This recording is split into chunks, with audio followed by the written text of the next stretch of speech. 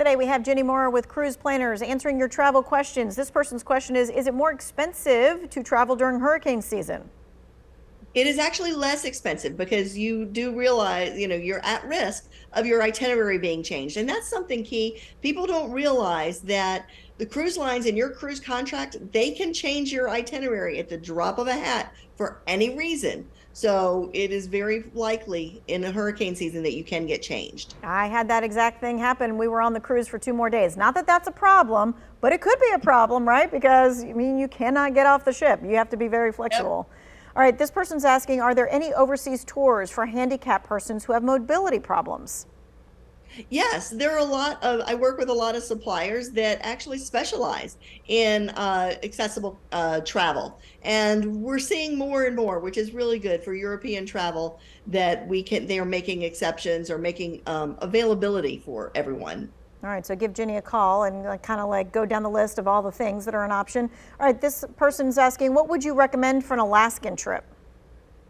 So in Alaska, my perfect itinerary on Alaska is to do what's considered a one-way cruise, leaving either out of Alaska, Anchorage area, Seward, one of the ports there, and going into Vancouver, or reverse, but always adding on, either in the beginning or the end, a land portion. Alaska is so vast that you really do need to add on at least 3 days, 3 to 5 days to go take the train, go inward, go into Denali, and see that side of it also. But if you do just Denali, you can't see most of the stuff on the glacier side. So right, and you do want to see it all. You want to see it all. Do.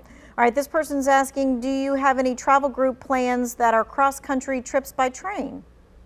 I do, yes, absolutely. And train travel is becoming amazing. Train travel in the U.S. is actually really a little bit more difficult because we just don't have the train system here, but there are some. Canada has amazing train system going from east to west or vice versa, some great trains, and actually even European travel on the train system. There are all kinds of packages we can put together with trains. This question is, what are some of the best places to visit for solo travelers? Solo travelers. So solo traveling is actually becoming huge. So I personally even have a group of just solo travelers, and we kind of get together and brainstorm, and I will customize that. So it's pretty much anywhere you want to go, we can put together a package for solo traveling. And you're seeing too a lot of resorts and hotels and cruises doing no solo penalties, basically. Okay, because I'm wondering, do you put the solo travelers on a tour kind of thing so that then they're with a bunch of other people as they make their way through the countries?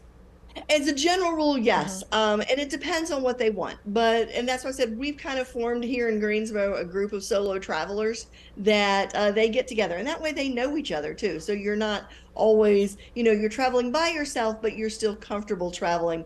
You have other people looking out for you. I know you said some of the hottest things, even for next year, spring and summer, are Italy and Greece and all that kind of stuff. European nations are going to be collecting a different kind of fee come January 1st. So what can you tell us about what we'll have to do for that? So it is a new European visa that is going to be instilled for U.S. citizens. So what it'll be, it's not 100% set up yet, but you will simply go online, fill out the visa forms, and it will need to be done about 72 hours before you go.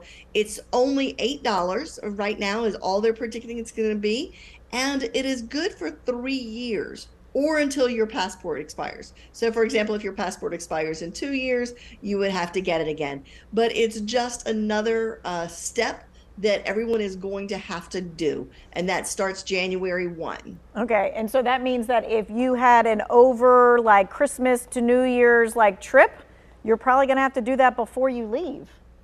Well, and it's interesting because I actually had that question just the other day, so I don't have an answer on that. We'll have to find out.